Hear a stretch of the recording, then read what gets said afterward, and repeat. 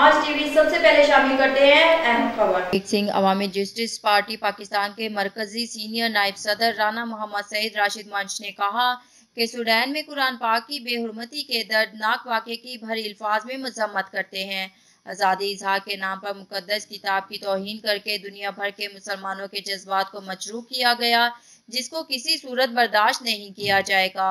अजमत कुरान हिरमत कुरान के लिए हम अपनी जानों के नजराने देकर भी दिफा करेंगे। इस्लामफोबिया का शिकार शरपसंद आलमी दहशतगर्द कभी भी अपने मजमूम मकासद में कामयाब नहीं हो सकते। इनके खिलाफ आलमी अदालत में ट्रायल करके सख्त से सख्त सजा दिलवाई जाए ताकि निशान इबरत बने।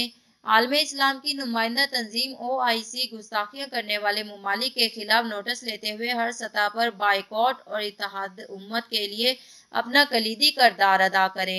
इस्लामी ममालिक के सरबराहान जज्बा गैरत ईमानी से सरशार होकर सूडान के खिलाफ अमली इकदाम उठाएं और अजमत कुरान का पैगाम जारी करें।